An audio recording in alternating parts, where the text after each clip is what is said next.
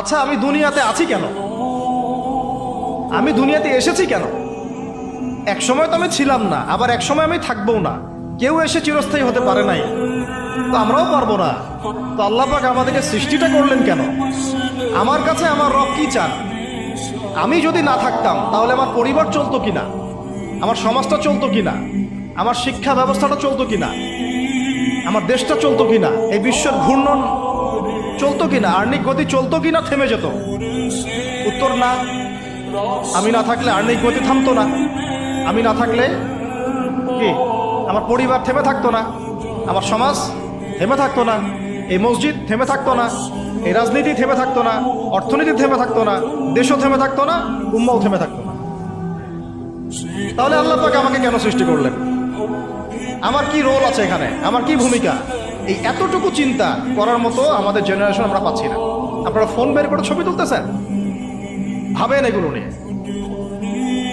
আমাকে দিয়ে কি করবেন? আমাদের তো কিচ্ছু করার নাই এই কথাগুলো বলা ছাড়া। এই কথাগুলো বলা বা সচেতনতা তৈরি করা ছাড়া আমাদের হাতে কিছুই করার নাই। Not at all, absolutely nothing. কিচ্ছু করার নাই। এইসব ফ্যান্টাসি দিয়ে লাভ নাই। আপনাদের মধ্য থেকে জেনারেশন তৈরি করতে, আলেম তৈরি করতে হবে।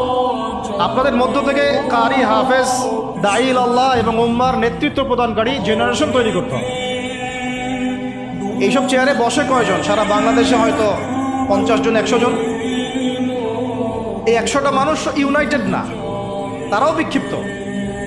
16 কোটি মুসলিমের দেশ বলছেন, 16,000 দলে বিভক্ত।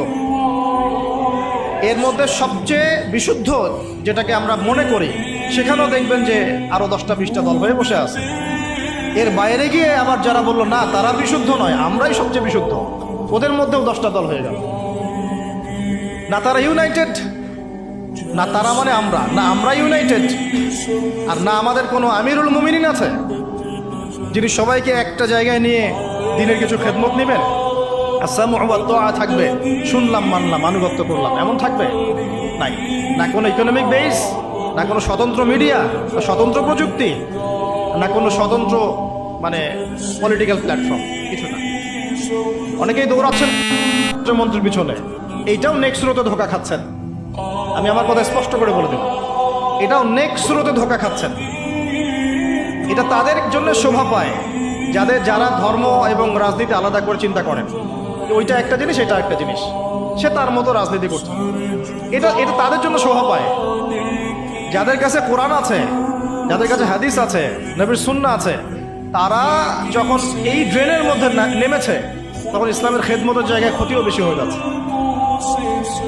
কোনো সময় কিছু কিছু বেনিফিট হয়তো আপনি পাচ্ছেন, মনে করছেন এই অল্প অল্প বেনিফিটে হয়তো অনেক কিছু হয়ে যাবে। ভুল ধারণা। একটাই উপায়, একটাই মানহাজ, একটাই পথ পদ্ধতি, নবী সাল্লাল্লাহু আলাইহি ওয়াসাল্লামের সিরাত।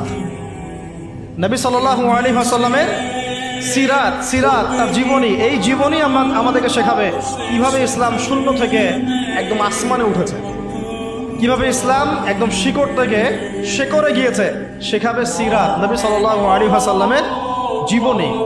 ইয়াং জেনারেশনকে জিজ্ঞাসা করেন কতজন পড়েছে সিরাত। ওইখান থেকেই আপনাকে কথা বলছিলাম, ওই যুগটাকে কেন জাহিলি যুগ বলেন, এত কেন টিটকারি করি, এত কেন তাকে ধিক্কার দেই?